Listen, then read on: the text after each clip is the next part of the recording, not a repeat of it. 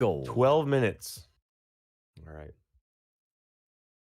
Hello, everybody, and welcome to the Game by Show podcast. It is October the 17th, 2021.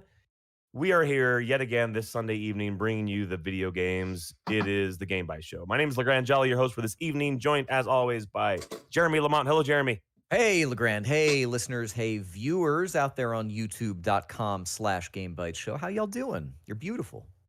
Yeah, they Beautiful. are. There's Dale Jones. Hello, Dale. Say hello. Hey, boo-boo. I love it. And Jerod Yogi Dunn. Bear Hello, audience. Jerod. Hay is for horses. And cows like you. Getting that dad audience in. And all those dad jokers out there on the internet. Guys, I've got news. What's that? I upgraded my Windows PC to Windows 11. Oh. And this is the really? first thing I've done on it since I've upgraded it. So if this Really? shit, That like bodes well. fails, Yeah, that's a good sign. it's not my fault. It's Windows 11's fault. So Nice. yeah, it was painless. I clicked the button and I said upgrade, and it was done in like You had to 30 minutes. vocally say, "Upgrade me Cortana," and I then did not. Then it did that for you. I don't know what's different. I have a new theme. The start menu is in the middle. The whole menu that's on the bottom. Wait, it's what? not left What? aligned. It's like Mac now. What? So the start button is not in the bottom left Never corner. You can updated. actually move it. I actually found a setting. You can move it back, but by default, everything is center aligned. The icons in your taskbar, which I actually liked because I've been using a Mac for work for so long. I actually work on a Mac more than I work on a PC anymore. So I'm If actually you have okay like a with it. super ultra wide monitor, that could maybe be helpful also. Because like instead do of it have an being, like, 4 ultra-wide feet over monitor. this way, your Yeah. icon can be like right there. I've already seen people out there saying, here's a utility that will add all of your old stuff back into Windows 11. It's like People without fail. People Just are need always to like, give up. Well, I whatever, know. dude. I don't really care. This machine is purely for podcasting with you guys and gaming with my friends. So I don't Data need the is all utility transitory from anyway, a computer yeah. anymore. Notice how he This is a- separated us from his friends. I said I thought it was- podcasting with you and gaming with my friends. I don't know when the last time was I played a video game with you guys, but it's been a while. Hunt Yeah, we gotta Showdown. do that. Titanfall 2 or something. Probably. It was Hunt It Showdown. was Last of Us, the Last of Us multiplayer. That was fun. Yeah. It's been a while. We need to get back in that habit. That's Le- what we're all LeGrande about was- here. Was I the last person to play a game with you on the show? What did we LeGrande? play? Hunt Showdown. Yeah, we did play Hunt Show. You're right. Yeah, absolutely right. That was like it's like a couple months Wow, ago. how sad is that? Yeah. That I was the last person. We are to play a game. pathetic. That's You it. know, LeGrande, we're load gonna- up Outlands and we'll play. We're trying to appeal to that Guys, pathetic load up video games gamer I crowd. play. Well, we all play very, very different games. Let's just We say do. that, okay? And I think that's what makes this show so great. That true. and my personality. I was thinking Yeah, of getting also really true. into rally games, just because nobody's covered that territory yet. So Nobody covers sports games either on this show. yeah, I could do that. To the point where I didn't even include NHL 11, 2021 or whatever it is on the. NHL New release list 22, we talked about Oh, was it last week. 22? hmm Yeah, that's right. You got to And skate. I where talked puck about the is golf going. game a few months back. Yeah, it was I awful. talked about what the golf once, I think. What the golf? That's a good one. I mean, honestly, Dale takes care of all our sports need in the form of Blood Bowl 2 matches. That is like some idealized sports right there. That is what I want. Yeah, I do have some sports to report. Our youth football team, my son's football team, we won our first playoff game yesterday. Whoa! Uh, Did you dump some Flavor Aid over or anything like that? No, we haven't won the championship yet. Oh, is that how that I hope, works? yeah, you have to do that. That's only in the championship game. You We get have to to win kiss, 2 more kiss games. the cup or whatever. Yeah, we have to win 2 more games. It's going to be a hard game this week, but I think we can do it. I think our guys can do it. I think we can do it. How's your Minotaur looking this season? Is he he's gonna stomp some people? He's injured a few, but that's okay. That's just part of the game. I It still is. don't have my Minotaur back. I've now won 2 games in a row. Still don't have enough funds to hire another Minotaur. So Stupid we're Minotaurs. still underdogs. You won 2 games in a row. That's not bad, I guess. Yeah, I've won 2 games in a row. This last one was actually, so my team is Chaos, right? The team I was playing against also Chaos, vastly more experienced than me. So I thought I would just get stomped. But what happened was that because they had such a higher team value, the game gives you a handicap by spotting you some cash with which you can use for one-time upgrades for your team that game. Oh, And so nice. I used the like 370 grand, gold, or whatever that it gave me to hire the like most expensive star player. Which are these like they're like all stars, they're like one-time mercenary players that you can get on your team for that game. And I hired this guy called Morgan Thorg, who is like a giant ogre with just like monstrous stats that has practically no downside. And he ended up winning the game for me. He didn't actually perform all that well throughout the game, but like toward the end of the game, I actually sort of contrived a scenario in which a ball was like the ball was on the ground, somebody got knocked into the space where the ball was, and then when that happens the ball scatters, and it scatters in one of 8 directions to one of the squares adjacent to the one that it's going from. And if it scatters into a player, the player then has a chance of picking it up, if the dice roll is high enough. But since he and I are both playing chaos teams, the chaos teams are not very good at ball handling, and so you have about a 50% chance. You just like fumble it all over the field. Yeah. And so literally what happened was a guy got blocked and knocked down into the space with the ball, and the ball it scattered to like a guy next to it who fumbled it, scatters to a guy next to him, fumbles it, scatters to another guy, he fumbles it, and finally it scatters over into the hands of my star player, who is also not great at ball handling, but just lucked into being able to hold the ball. And then from that point on, it was just a matter of doing a blitz, which is basically where you combine a block and a run. So I blitzed the guy who was standing next to me in order to knock one guy down to lessen the number of tackle zones the guy had to dodge through in order to break away from the pack, right? And so I managed to successfully blitz a guy, dodge out of the tackle zones, run, 3/4 of the way across the field, as much as the guy's movement allowance for that turn. And then I managed to move my other players just sort of like to run interference to block any of the defending people from getting downfield to try to knock down my star player come ball carrier. And I managed to set it up just so that he didn't really have an answer for it. And it was the second last turn of the game when I did that. So he only had one more turn, and he wasn't able to do it. And so then on the final turn of the game, all he did was run my guy into the end zone. And that was the first score of the game. So I won it. Wow. 0-1 touchdowns. You know what I would love? I would love to watch a Blood Bowl game, but with like no pausing and no Yeah, waiting. like a constantly right through. Like Yeah. it's like- That'd be cool. You know what I actually think? As you've been describing this, I just realized that I don't really think in football terms that much. But you know what I think would be great? Did you guys remember like those old Disney like individual cartoons? And there were the ones with the Goofy like playing football, or like this is how you play football. And they've got those old leather helmets and stuff, and they're like running like this football.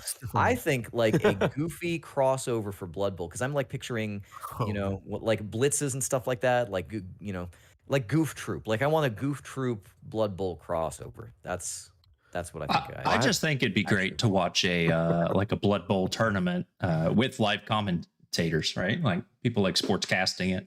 That'd be awesome.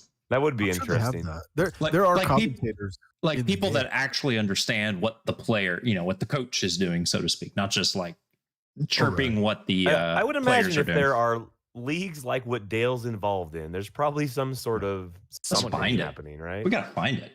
Oh, Dale absolutely. should take it on. Yeah, Dale's you going can- professional. I'm 100% sure you can find that for the tabletop version of Blood Bowl, right? Where it'll be like, a camera looking Yeah. down at a table, two guys moving the players around, and then that'd be you'll have, like, great. A9, I or need his some guy partner. drawing like X's and O's with arrows to point. That's what Yeah. we need. No, Mhm. I want the digital version. The traditional thing with Blood Bowl Animations. is that they have these like parody announcers. There's like Bill. Bob Bifford, who's like this big dumb ogre, Mhm. and there's like Jim Johnson, who is this like vampire, and they just make stupid jokes the whole time. Proved. Pretty good. But yeah, it's pretty good, especially once you've heard the jokes like 1,000 times each, to where like they've gone past, they've like transcended being played out to where they're like actually funny again. They're good again. Right. Yeah. Nice, good nice, stuff. not bad. Very good. What else has been on your plate this week? Just a little bit of prep. I'm going back to the mines, to the most hardcore of hardcore games. Prepping for that big fall update. That's right, Animal Crossing New Horizons. Oh yeah, we need some Animal Crossing commentators. Yeah. No, my daughter discovered somehow or other that there's going to be a big fall update, and was watching the videos for it, and is getting real interested in that. So she's booted that up this weekend, and then I Nice. played a little bit on my character this morning just to Make a good showing. to fix my bed head, and then to stomp on the cockroaches, and Oh, yeah. then go around and clean up the weeds. I'm the Some only one that weeds. picks weeds on our island. Nobody else bothers to pick the weeds. Just like real life. Yeah, we did that in my household too. In fact, actually, just right before we came to record, we were kind of watching the video with my kids, and they're like, "Oh, this looks really cool," and I'm like, "They're bringing back in." Well, billion things. Yeah, we'll get to this a little bit in the news, but they, I think the stuff that has kind of been missing from the current incarnation of Animal Crossing, they're going back and kind of backfilling some of the stuff that may not have been necessary at launch. But I think people are excited about it. It's gonna be cool. Yeah, I think so. Bring people back. Good. Well, I can talk about what I played this week just real briefly because I observe pretty regularly. I think every year. Speaking of taking it back. Yeah, the High Festival, Rocktober 13th, which probably means not much to anybody, but it is the anniversary of the launch of Brutal Legend. And Double Fine has done a really good job, even though Brutal Legend, I think, gets pretty short shrift in the public eye. And I think even at Double Fine, I don't think it really did well for them. I think notoriously it didn't really do well for them. You really do this every year, though, don't you? I kind of do, and part of it is that Tim Schafer, they'll announce, and they're like, Tim's going to play multiplayer Brutal Legend with anybody who wants to, in observance of Rocktober 13. And I've got, I don't know if I told you guys, but Brutal Legend, for that, I think of it as a console game, sort of an Xbox 360, PS3 kind of game. And for that generation, it is one of my all-time favorite games. Brutal Legend and probably Devil May Cry, the DMC, the Ninja Theory DMC. That was an awesome game for that generation. But yeah, Brutal Legend I love, and I've got a big honking art book. And if you do a search for hashtag Rocktober13 on Twitter, you might find where I went through an appreciation thread of all the. No, I think that Brutal Legend is one of the all-time best conceived. Just this idea of an alternate reality, not even Conan, but like Conan in New York or something, where someone gets knocked out and goes to this it's just like those cheesy movies in the 80s, but that the world that you travel to as Eddie Riggs is the realized vision of a heavy metal album cover. It's just so stupid, but they did such a great job with it. So I do go back on the High Feast of October 13 and play some Brutal Legend. And I don't know if anyone ever thinks twice about it generally, but I always really appreciated it. If it's something that you haven't tried out, it is basically an open world. Well, it starts out fairly directed, but it kind of opens up into this open world, and the soundtrack is all this licensed. Mastodon, Judas Priest, Ozzy Osbourne has a role in the game as a voice actor. There are a lot of references to things like glam metal and different metal genres. Who else is in there? Lemmy Kilmister is a character. They actually got they got a bunch of actual people. Jack Black, of course. He's the main character. Right? Yeah, born for that role. And it has this really cute live action opening cinema of Jack Black discovering this arcane old metal album that the people who work here they don't even know where it came from, and I just find it so charming. And the thing about it, and I guess I'll be upfront about it, is that aside from the sort of open world light action kind of element to it, it has this squad based combat system. There are eventually areas that you get into that are sort of story based, where it's like, okay, now you are going to lead your army of metal against this opposing metal faction, and there's this whole it's called the Tainted Coil, which is sort of I don't even know what genre of metal it is, but it's all about metal rings in people's faces and bondage straps and giant teeth and Huh. I don't. What genre of metal is that? Can anyone tell me? That sounds like a genre of fashion more than Yeah, a genre of it is. metal. Tim Curry plays General Daviculus, who is like Oh, this. Yeah, so he's in it as well. Tim Curry, that guy Uh, from the Command and Conquer games. Yeah, outer space. And then there's another faction that you eventually later on get to, which is sort of like this emo metal, dark and disturbed. It's just everything about it for me. It's just like the comedy runs on all pistons, just the referentialness of it. I think I don't know if I've talked about it on this show, but one of my favorite quotes that Tim Schafer ever said, and it was in a little development diary that was released on the PlayStation 3 store as like a little promo lead up thing. But he says that the genre of metal, the sort of the taxonomy of the genre of heavy metal encompasses its own parody.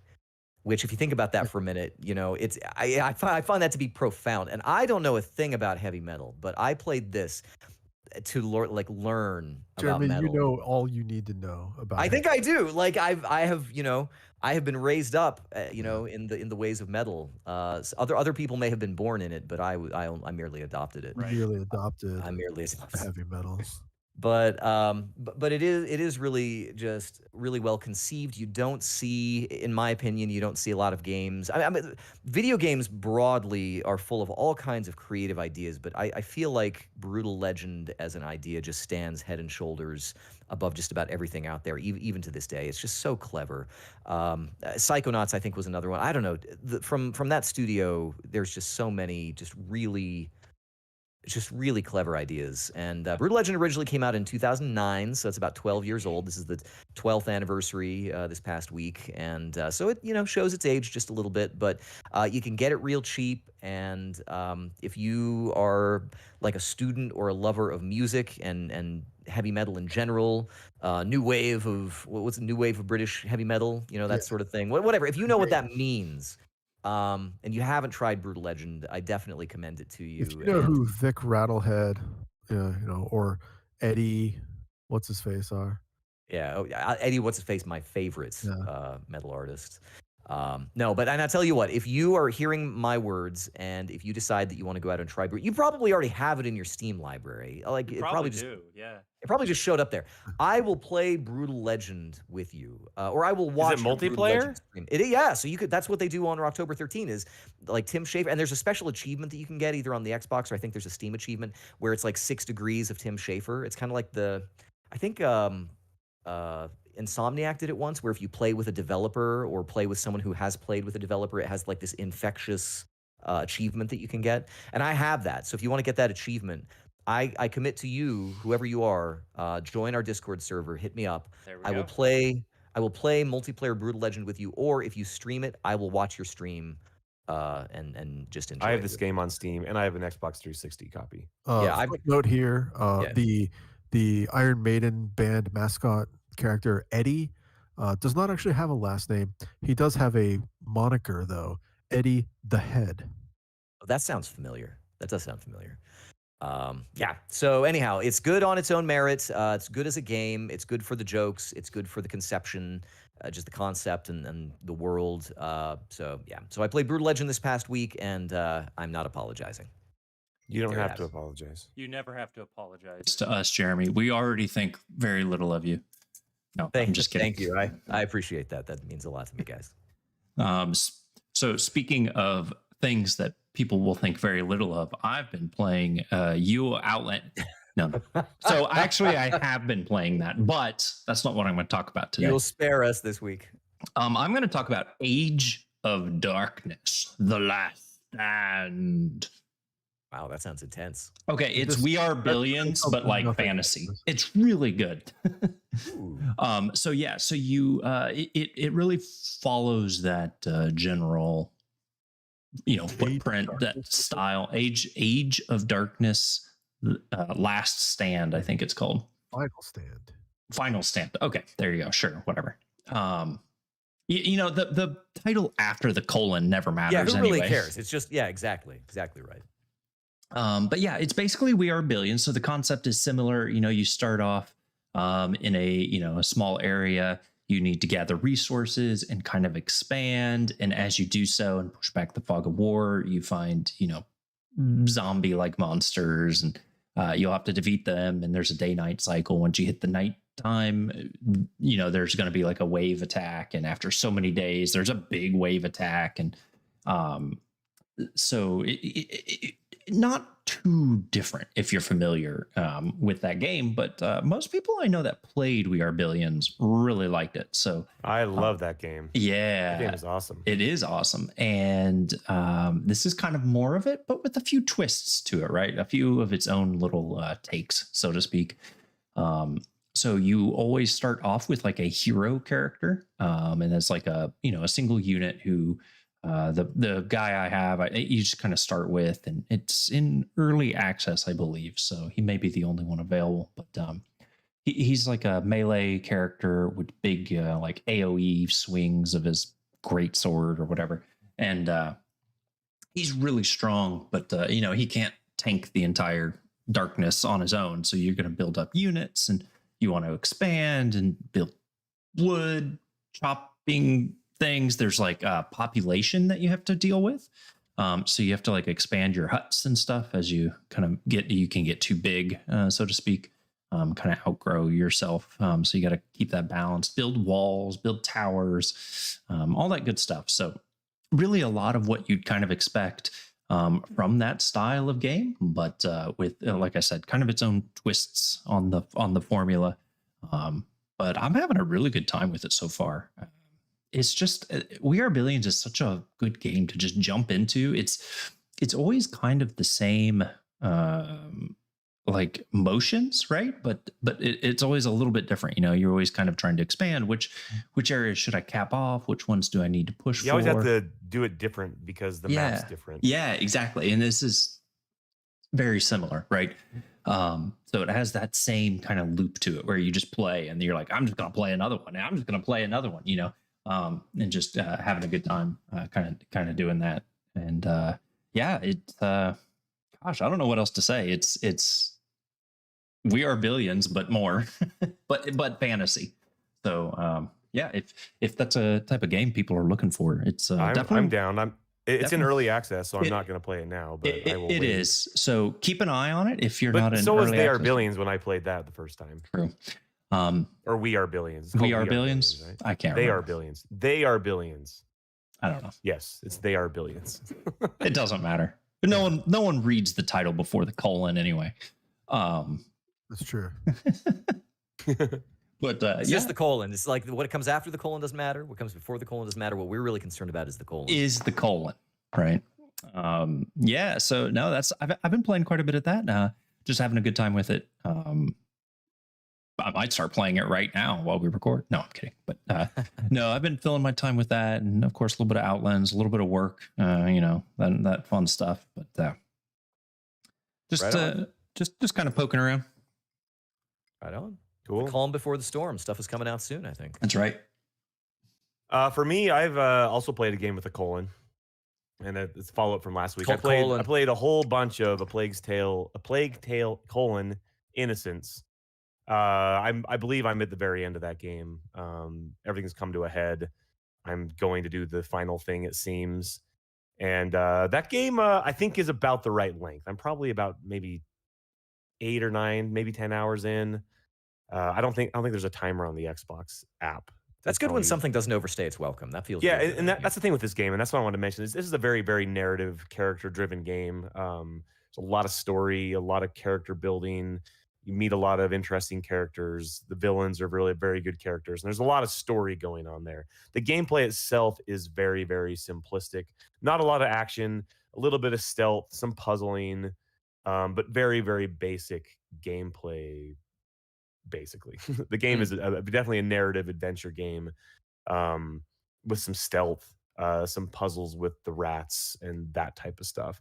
And even though you have like an RPG tree that you unlock upgrades for your character, it's almost like they're not really that worth it. Just it doesn't really matter that much because the game isn't focused on those things anyways. More about like puzzly stuff, just figuring out how to get to a place. Yeah. And you do get a lot of different types of items and a lot of different things that you can craft that help make combat better. But there's so little combat in the game that it doesn't really matter. In the end, it's fine that it's there, but it almost seems like, oh well, why did I waste my time gathering all those resources? But you kind of need them for certain parts where you have to craft like an explosive thing that like lights torches on fire or whatever. Yeah. There's a couple like a sequences. story critical. Yeah, there's a couple sequences where you have to have like an abundance of this one specific item so that you can, and they leave plenty of crafting materials scattered around. There's boss fights which are very simplistic as well, more of a puzzly. You know, they're not difficult. Like I never died on a boss fight. I bet you stepped on some rats though. Yeah, the game's pretty awesome. I would recommend it to anyone who needs a quick 10-hour story-driven adventure game with light puzzling and minimal combat. And it's kind of unique, like the idea, the setting, the kind of the idea of all the rats swarming around is kind of oogie. And yeah, the rat stuff's crazy. And the thing is like the rats play a bigger part in the story as you get further along, which is pretty cool. And so without spoiling anything, it's been pretty satisfying. So I'm looking forward to finishing that game off. I was trying to finish it today before the show, but I didn't end up making it. So that's that. But yeah, Plague Tale Innocence really good. But what I have been playing a lot over the last few days is the new game that came out, Back for Blood. Yes. Oh yeah, how's that? I freaking love it. Yeah.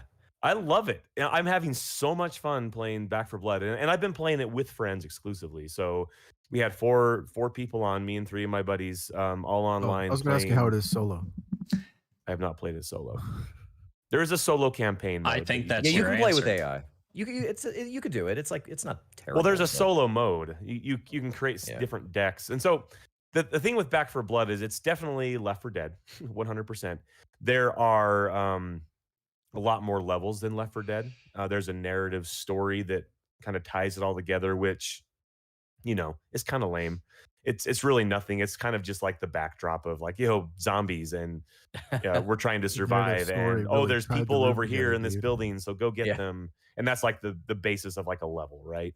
Or hey, you need to go to this library and find this thing, or you need to go deliver these supplies to these people, or whatever, right? So it's pretty basic zombie stuff. But there are, I mean, once you open up like the acts, there's 4 different acts in the game, each comprised of maybe, I don't know, 8 levels probably. Like there's a lot of content there. And you can play it all at higher and lower difficulty levels as well.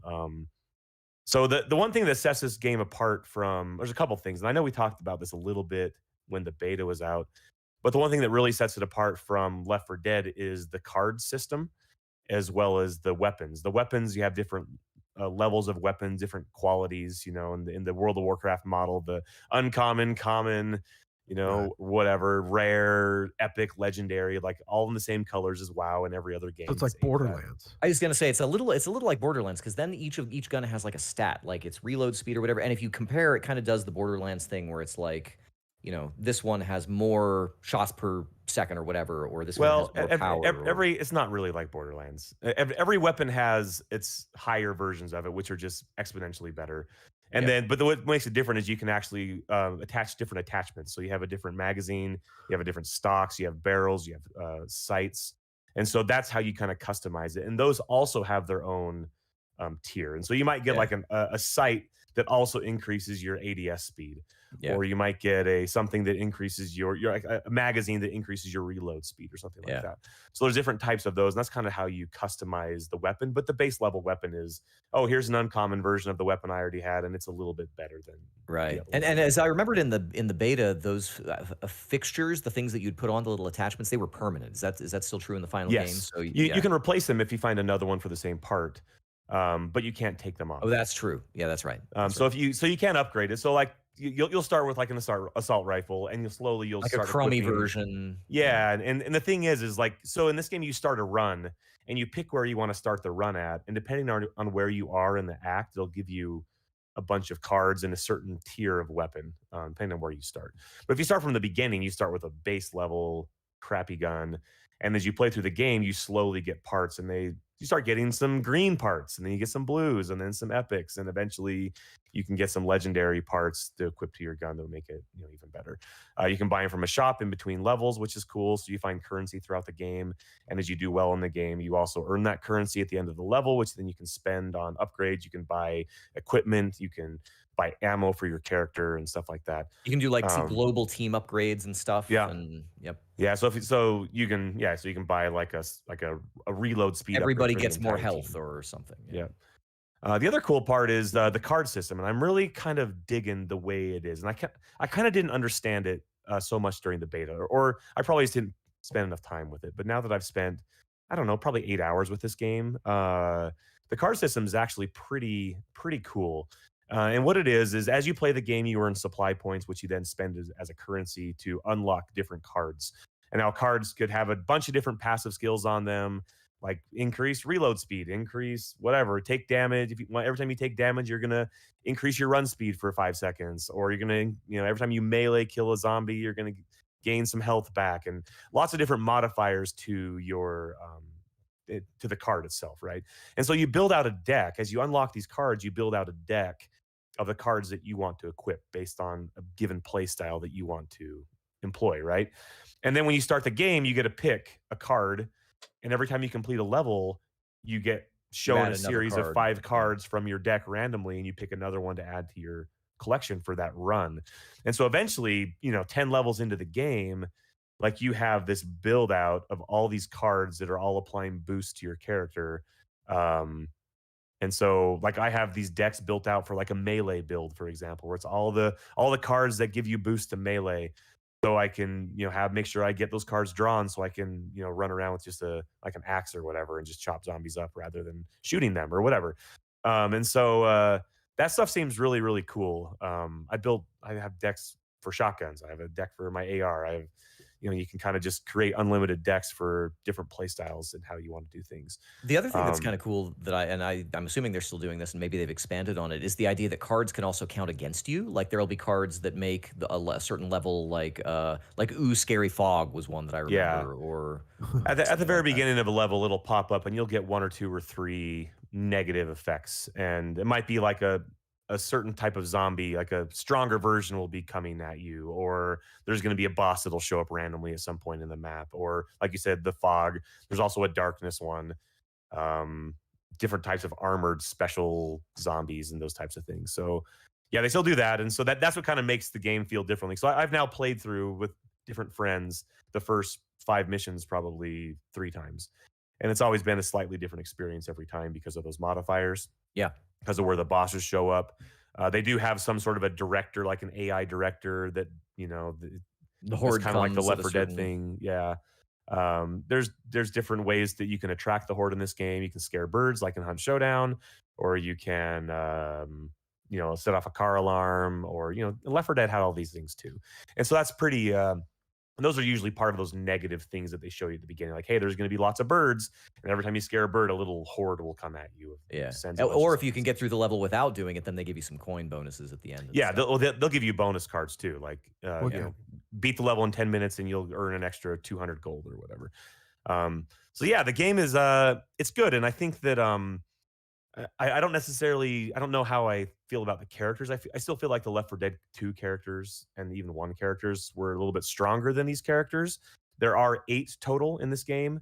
They just don't seem as memorable, I suppose, as the Left 4 Dead characters. But they're starting to grow on me, and I think they're fine for what they are. The banter is fine. It's good, I think. And the characters also have like their own special, unique ability as well as bonuses that they get. So I'm playing a character called Mom. She's like an old lady. She's like maybe, I don't know, mid-50s.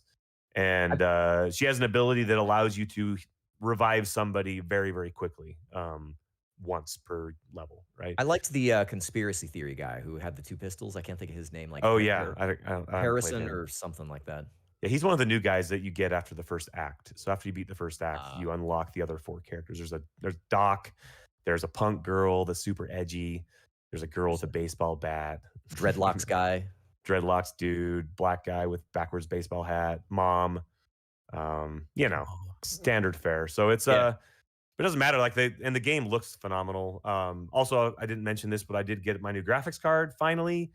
So I was able to order my 3080 graphics card, which has been great. This game runs with DLSS mode on, so I'm just capped at 90 frames per second, which is what my refresh rate is on my monitor, just nonstop. The game looks really good. So if you love Left 4 Dead, which I did, this game is a better updated modern one of those, I guess. Left 4 Dead 2 probably doesn't hold up as well as we remembered it. Yeah. It's probably still fun, but it probably doesn't hold up. Yeah, like you might as well play this because this is what people will be playing. I think the other thing too is that there are a lot of things, a lot of elements. I mean, the card system, the characters. I think it will prove to be expandable in the future. I think. Yeah, they already have a season pass. So this is on Game Pass, so you can try it out for free if you have Game Pass, which is where I'm playing it. They also are selling a season pass, which adds new characters, new story missions, and that type of thing for $40.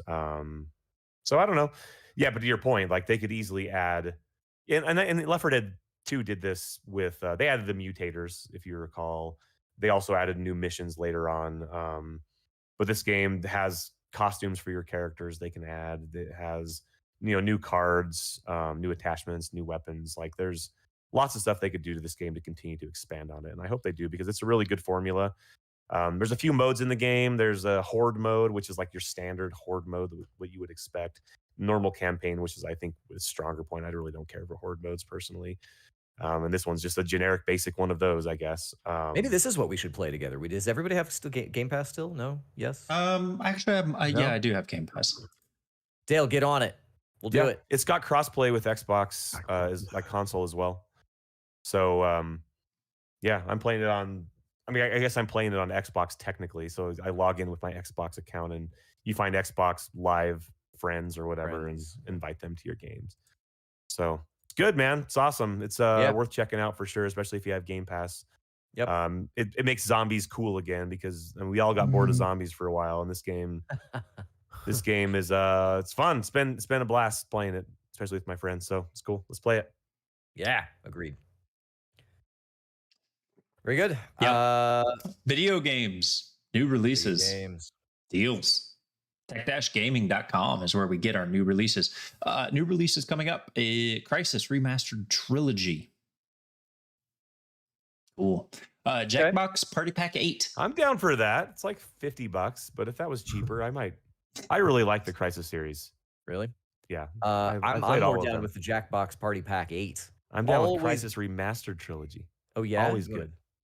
I would say that I'm waiting for the Jackbox Party Pack 8 Remastered Trilogy. I haven't played Jackbox Party Pack 1 through 7. I think I need to play those. You need the story. I'm not going to understand what's going on. It's got some deep I will lore. say every year I would say Jackbox is worth getting like sight unseen. It's great for when the holidays come up, you start playing with family who are either with you or far away. I don't even know what's in it. I think they have an animated version of Drawful now or something, and I'm always looking forward to it. Nice. Dying Light Platinum Edition is out on the Switch. Exciting. Dying Light's great. Cool. That's it. Yeah, Dying Light is those are the only games worth mentioning, and they're all remakes. Rad Switch PC and gaming and Xbox and Switch gametitles.com/PlayStation. Aliens Drive Me Crazy. We're not sure That's if this is more of a sentiment than a game, I guess. We're not sure if this is a dating sim or we're not even gonna look either. No. Probably is though. The next game, Angry Alligator. Bats, Bloodsucker Anti-Terror Squad. Come on. My favorite. Corpse Party. Corpse Party is actually a long-running sort of like not visual novel exactly, but like a what do you call it? Like a Japanese adventure game. But it is a corpse party though. So all right. Party on. Sheepo. Sheepo was his name. What is Sheepo about? It's got to be good. Shaun the Sheep. I would play that. Oh. And then the last one on our list. There's a long list this week, guys. YouTuber's Life 2. The sequel to the great YouTuber's Life. Long-awaited sequel. Yeah. Wait for YouTuber's Life 2 Remastered. That's right. Trilogy. Free on the Epic's Game Store this week for your deals and freebies is Stubbs the Zombie and a Paladins Epic Pack. So if you don't have Stubbs, that was actually a pretty good game. Came out a while ago, like quite a while ago, but you play as a zombie and go around and eat people. It's sort of a comedy action and then kind of game. Epic is also having a $10 coupon. You have to sign up for their newsletter and you'll get $10 off, I guess. So if you're interested in getting emails from Epic and saving $10, there you go. That's it. Very good. Well done, guys. News. We got some news this week. The biggest news, I think, of the week was Nintendo had a direct event, I guess is what they call those. A couple of things came out of that. One was we mentioned this last week, that Nintendo was going to do this add-on Switch Online expansion pack. So this sort of came along with the idea of adding Nintendo 64 games into the mix, as well as Sega Genesis games. And so here's the pricing for this. So I think the basic annual service itself is like $30. Is that right? No, $20. $20 for an individual account. 35 if you're doing it for a family. Is it 35 for a family or 20? 35 for a family, which is what 35. That's what I have. Yeah, and that's what I had to, once That's what I wish I had, because I've been paying $5 for my daughter for the last year and a half. So yeah, you might as well do it. So the expansion pack is kind of significant. It's like $30 more. So it's $50 for an individual, so that's up from the $20, and $79.99 for the family membership. So it does also give you access to the upcoming Animal Crossing's New Horizon expansions. So I guess it kind of builds in, which by itself is like $25. So I don't know. I haven't formed an opinion on this, whether I think this is a good thing or not. Like, I think I said last week that I would not pay like any extra for the Nintendo 64 or the Sega Genesis Nintendo Switch Online, but I gotta admit, the expansion to Animal Crossing looking all right. I don't know. I don't know that I want to play this stuff anymore. Yeah, generally I'm a little resentful of paying Nintendo kind of at all, I guess. But I'm not paying $50. That's for damn sure. Yeah, it's a little much, but N64 games are garbage. So yeah, they're not. There's a few that are I think still worthwhile, but that you can play any number of other places probably. Yeah, that's probably true too. Anyhow, so that is maybe not any number, but they're probably available elsewhere. Yeah, I think that's probably, there are other things you might be able to spend that money on maybe a little more productively. I do want to talk though a little bit about this Animal Crossing Direct. So Nintendo kind of went back to the Animal Crossing like Dale mentioned a little bit earlier, and here in my household we decided that we've all, I think, fallen off a little bit Animal Crossing. And great game. I think it was it was the all-time Game Bytes Game of the Year this last year. Not for me. Mine was Doom Eternal. Unanimously, famously, the Game Bytes. No, but I think this is the right time for Nintendo to be doing this. So they are going to be reintroducing a number of features and elements that have been previously in Animal Crossing games that were not available at launch with Animal Crossing New Horizons. So this includes the return of Brewster, the barista pigeon. He's going to have a little spot, I think in the museum is where he's going to be. They are going to be doing I guess just a number of little things. I think Cap'n, traveling to the island, is going to be a thing that comes back, and that's always cool, and lots of little things you can do there. And then the other thing is this paid DLC, which is Animal Crossing New Horizons Happy Home Paradise, which is kind of a little more construction-y kind of thing. I guess you can sort of rebuild the buildings on this island, and that includes a number of different kinds of things. So I think you can do like little restaurants, and you can do homes and stuff like that. And I think it's going to also include support for the amiibo cards, I believe, is the other thing. So it's going to be a little bit like the Happy Home Designer game that was on the Wii U, I want to say. So that is $25 and will be launching on November 5th. But again, if you decide that you are interested in that Nintendo Switch Online expansion pack, it'll be included in that. for a high price. I think that's pretty dumb. It's an interesting way to try and incentivize it. I can't think that. I mean, I've never seen any of the other paid online services decide to include some game expansion with it, and they know. I mean, listen, Animal Crossing, like I mentioned a few minutes ago, is the game that kind of cajoled me into getting a family tier pass for Animal Crossing, and I'm pretty sure Nintendo knows that. So it is kind of an interesting tactic, I think, in that regard. Yeah, but I'm not saying I'm going to bite on it, but what would the cost of that $50 thing be if it didn't include this dumb DLC? well, you can. I mean, you can get the expanded online service without this thing. I think. No. At least I imagine. No, is it not Nope. available at all? It's $50. And it yeah. includes the expansion pack DLC. Yeah. It's online expansion pack. Anyway. Kind of weird choice, but anyway, it's at least got me interested again in Animal Crossing, or it's got my children interested, and so therefore, you know, if it keeps them busy, then hey, I'll pull some weeds, Dale. In solidarity. Yep.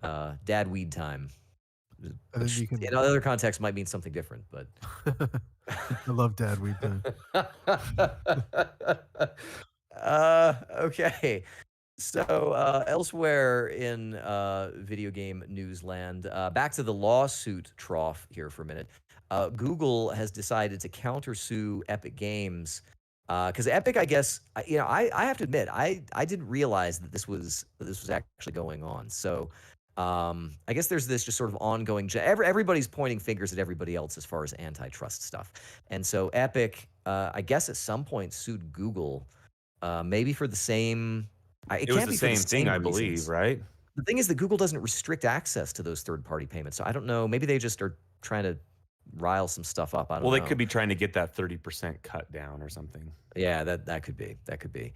Google, though, has decided that it is going to basically follow suit with Apple. Follow suit with how Apple had approached the Epic lawsuit a little bit earlier.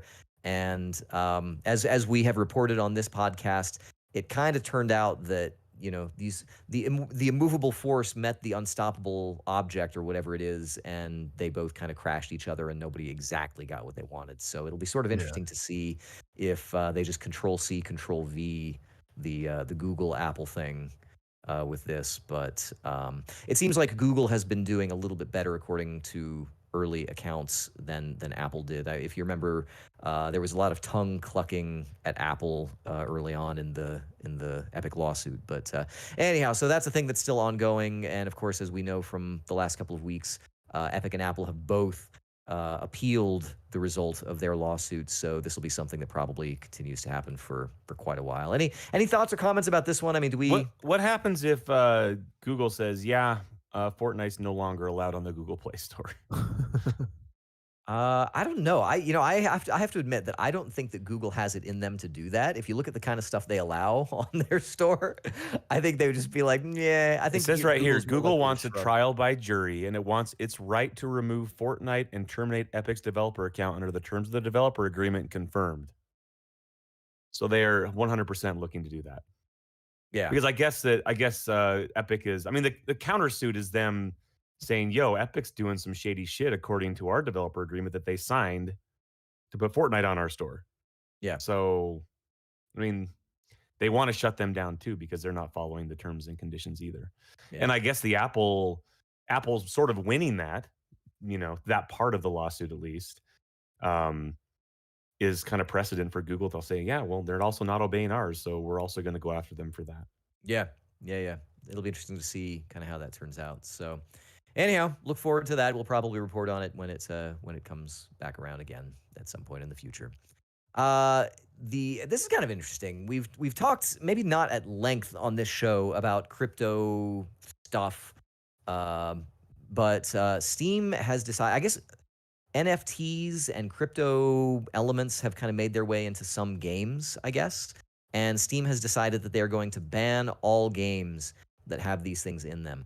NFTs, I have come to understand a little bit more about that, to realize that it's basically just like this huge scam where Pogs, digital pogs, kind of, or a little bit more like, I saw somebody compare it to, I don't know, like short selling stocks or something. So the idea is that you you kind of buy the right to a certain, typically an art asset or something like that, some creative thing.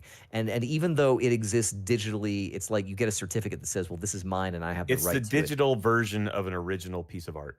Yeah, and then like the original is presumably destroyed or whatever. So they're trying to kind of make it a digital, physical kind of thing. It is minted, quote unquote, as, hey, I am the artist. I created this thing. This is the official version of it.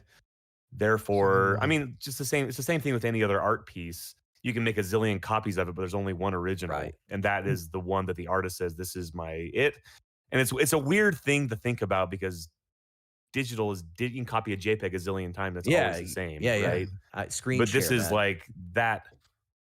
You know, that's sort of like an art collector. Like they don't care about the art so much as they care about the rarity and the value of a piece of art. You know what I mean? So it's that type of thing where this, like, hey, this really famous artist made this piece of art and it's digital and this is his official. I own the definitive version of this digital asset, right? It's a really which strange means thing. that which means that you then have the ability to sell it. So what tends to happen, or what I've seen about this, is that you end up with sellers inflating the cost by sort of doing like weird transactions with it, and then kind of bringing it back down from $100,000 and saying, "Whoa, this cat GIF is worth $10,000 and it sold last week for $100,000. So get on it, get this deal." And then they sell some crap GIF for $10,000 to some person who has been duped. Except for that, I mean, it's the same thing with like a stupid Pokemon card that's worth $100,000. Like it's the same thing, really. It's a seemingly useless piece of something, right? It's only the reason why these are worth so much, and why it's the reason why anything that's scarce is worth anything. Like there's only one of these official NFT, backed by the blockchain versions of this thing. No one else could say that they own that art like I own this art if I own that NFT of that piece of art, like that JPEG. Yeah. And so it's the exact same thing. And it's kind of hard to comprehend. I don't even understand. I'm into the cryptocurrency game. I do not own any NFTs at this point. I've considered it. I actually read an article today about NFTs where it talked about, and this is not a cryptocurrency podcast, but it talked about this dude who bought an NFT really early on, and he made it his avatar on Twitter and everything else, and it became part of his online persona. And he came out and said, I'm never going to sell this NFT. And because it's part of who I am, it's part of my online identity, et cetera, et cetera. And so some dude like offered him $9 million, made an offer through the blockchain, like official offer for this NFT that this guy had, his avatar, which is a dumb looking JPEG. Yeah. And the dude didn't sell it. And I'm like, I 100% would do that. And it's like this weird thing that I don't know when that bubble bursts. I think it does, but well, and it from ain't what right I now. understand, from what I understand, that the idea that these are sort of tied intrinsically to money, real world money transactions, I think is Valve's reason for kicking stuff from the blockchain off of their service. They don't want to worry about the tax liability and what that means, the tax rules. Like if you are an exchange for cryptocurrency and your people are selling and trading and cashing out cryptocurrencies on your marketplace, like you have to provide, I get a tax statement from my crypto companies like every year, right? So like that happens. And that's what I think that's what they're probably trying to worry about is that type of thing. Yeah. So NFTs, non-fungible token, by the way, is what that stands for. I don't know if we were clear about that, but it's just a name. I guess on this podcast, just to bring back an oldie but a goodie, we're hype but not buy on NFTs, I guess here. And same with I'm probably going to get into the NFT game. You're gonna get it? Okay, all right. You'll have to let us know. I have a pretty decent little cryptocurrency portfolio that I'm constantly adding to weekly. So I'm interested in. I wish I wish I would have gotten into NFTs a year ago because I'd probably be a millionaire at this point. I think everybody's cracking down on it now. So yeah. Well, they have a new. I know this is not a cryptocurrency podcast, but there's an ETF that is being approved by the SEC probably pretty soon here for Bitcoin itself. So you'll be able to buy and trade a Bitcoin ETF on the stock market, which is interesting. The SEC is RT. It's DTF for NFTs and SEC, DVTs. The SEC is a fungible token. That's true. That's true. Super fungible. Speaking of cracking down on things, Electronic Arts, which is widely known for sports games, I think, because I think that's what most. That's it at this point. Yeah, that's mostly what they're doing. They've decided that their And Battlefield, Yeah, Battlefront, and sports games. Yeah, there you go. They've decided that the license for FIFA, known to the regular world as FIFA. No, I'm just kidding. They say it FIFA. FIFA. First allowance. For those tiny flute players from the American Revolution. Yeah. They've decided that the license for that may not be worth renewing because it just costs too much. It's something in French. It's like the Fédérale Internationale Football Associative, something. Yes, Association. It's the Bayou version of soccer. They guarantee the FIFA Association. But anyhow, I guess over at Konami they've had PES all along, and I think they've been clipping along pretty good with Pro that. Evolution. But it's but the revenues for this is kind of interesting because across all of their FIFA properties, because there are a number of things. There's like Ultimate Team, and I think there's like career management software or games that are specifically separate. Have made EA $1.5 billion.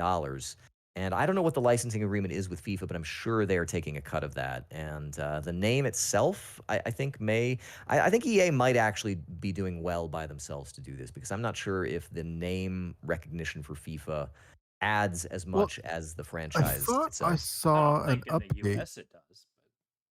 Yeah.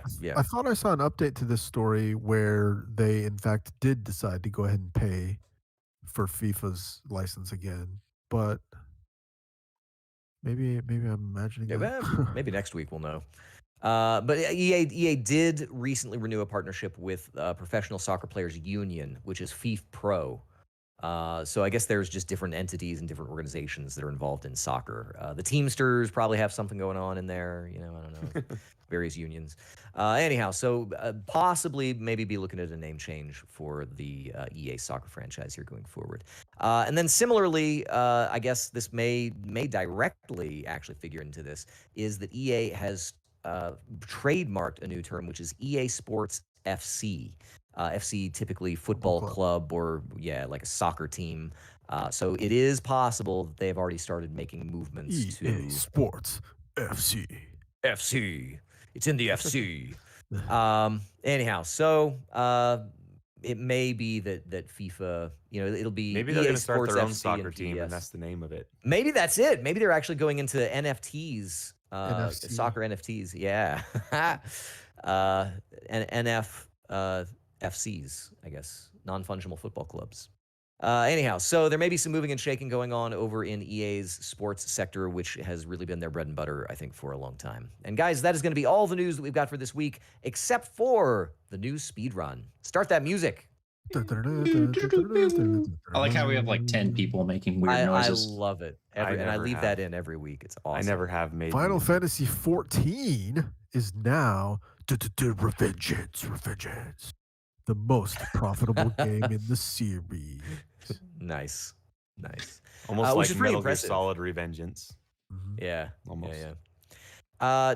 Following up on a news item that we had from last week, Twitch has come out to say that password information was not exposed in last week's massive security breach. Now, that may not mean that you want to just keep your old password, but maybe that's okay. I don't know. I heard that Twitch's Ghiblies were exposed. Sony will allegedly give away 3 PSVR games next week to celebrate its 5th birthday. Wow. And that's in addition to the PS Plus games they'll be doing for November.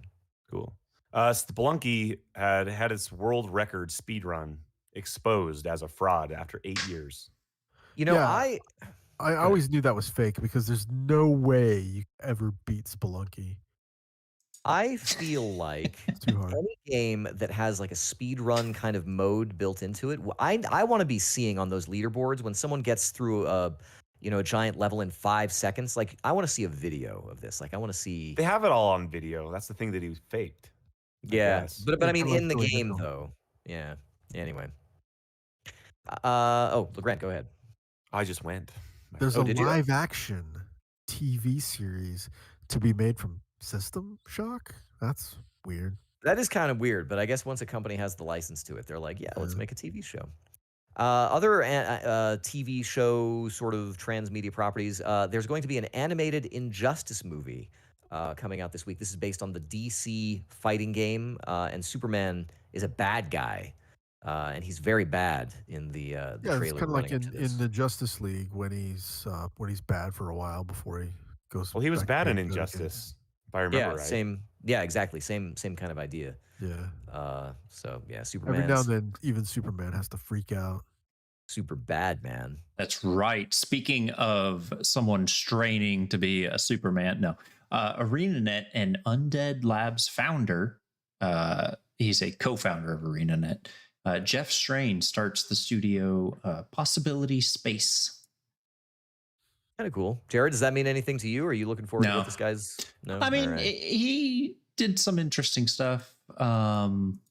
But like Undead Labs did State of Decay, which is not really my thing. So I No. did see that the former Giant Bomb, former Waypoint media guy, games crit guy, Austin Walker, is working for this as the like IP director. IP director. Mm-hmm. Hmm. IP I mean, there's director. some big names joining. Firewatch's former lead environment artist, Jane Ying, and who was also on Half-Life Alyx. And so, I mean, like some pretty interesting folks joining that group. So we'll see what they come up with. Nice. Let's see here. Minecraft is going to be getting its biggest expansion ever called Caves and Cliffs. It's going to be coming out in 2 parts, so get it while it's hot. They're also adding an update with mud and frogs. It's And funny I because also- there's been like dirt and water this whole time, and they're finally making them into mud. I also heard that it's coming to Game Pass as well. Oh yes, on PC. Yep, that's correct. Yes. Along with Minecraft Dungeons, I think, and some other Minecraft Minecraft-y Dungeons is things. already there. This next one is made for me. Nickelodeon's All-Star Brawl, which is their answer to the consummate PlayStation All-Stars Battle Royale, is They having can't its compete. They can't No, compete with that. They can't, but it is good. I have to say, I was looking at this genuinely. I was actually looking at the lineup of characters for this, and there's a couple that I don't really know, but it has like the characters from Avatar: The Last Airbender. It's got Ninja Turtles. It's got like actually a pretty good lineup of characters. I don't know how the game plays, but apparently they are hosting already. It's not that hard to replicate Super Smash Brothers. No, it's probably not. But I actually I'm kind of curious. We got some this. shade thrown our direction by Gillespie, who's not so happy about us throwing shade at his favorite game, Super That's Smash true. That's why Brothers. I'm not going to say anything bad about Super Smash I Bros. am. But I'm going to say PlayStation All-Stars Battle Royale, Unabashedly. awesome. Nickelodeon All-Star Brawl, It wouldn't take Pretty much interesting. to rip off Smash Brothers. Just say that. Oh, No, I would say that's this true. to Gillespie: just play any other video game, and you're guaranteed to have a new favorite video game. No, no. So, Cool. so actually, Super Smash Con. So we do owe something a little bit to Super Smash Brothers in this case. Super Smash Con is doing the very first Nickelodeon All-Star Brawl big money tournament. Super Smash Con. What is that? I don't know. It's a thing they do. Is that an event? It seems to be. They've Is been around. Nintendo Since, running it?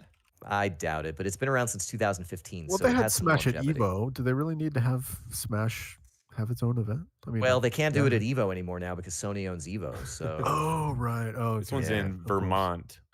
ooh, the fighting game capital of the Bernie Eastern Seaboard. Sanders gonna come kick your What ass. does with this thing Kirby. cost to go to? I'm asking you once again for the last character from Oh, Super dude, Smash who are they? Bros. It's all Smash Brothers. They don't have anything else at Smash Con. Hold on. They have Nickelodeon All-Star Brawl for $10,000. 200 people are going to be battling it out with the likes of Michelangelo. How much does this Oh. thing cost? Not Sorry. Michelangelo. Not Michelangelo. So they already have their first banned character from the tournament. Oh, man. Michelangelo confirmed, super OP. Too much Gets of a this guy party, outta here. dude. He was way too much of a party dude. They have a cornhole Well, the tournament as well. international, the Dota 2 World Tournament, has its $18 million winners. Wow. Team Spirit. Good for them.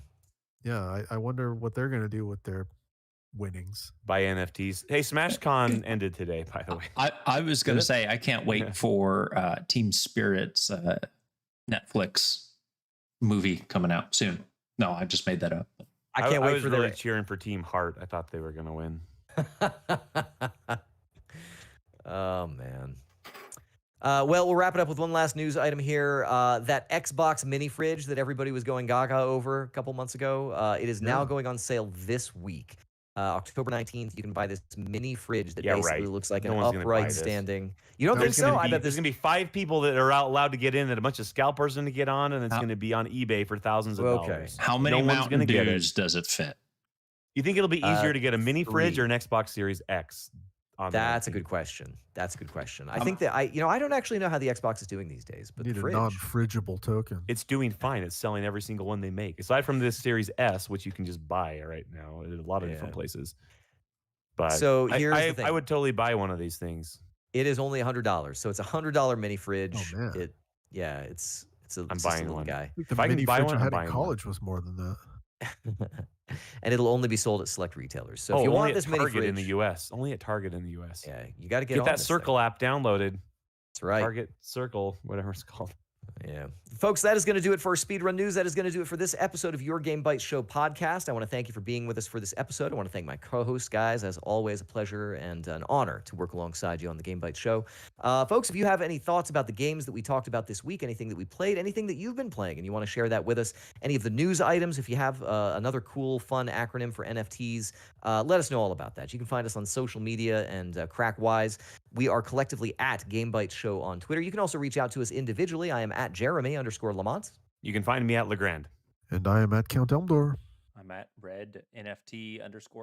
No. There you go. That's the joke we were looking for. You can also find us at youtube.com/GameByteShow, where you can find not only this live podcast every week, but also a back catalog of some amazing videos in our back catalog. Go check those out. You can find us at GameByteShow.com, where you can also find the XML link to our syndicated podcast going back several years now with lots of good stuff. Download them all. Find out how we have grown. Much like as human Seinfeld, beings. we just inked a deal for our entire back catalog to be on Netflix. That's right. Nice. So I actually looked just the other day. Our episodes date back to April of 2015. Wow. Not bad. Well done, guys.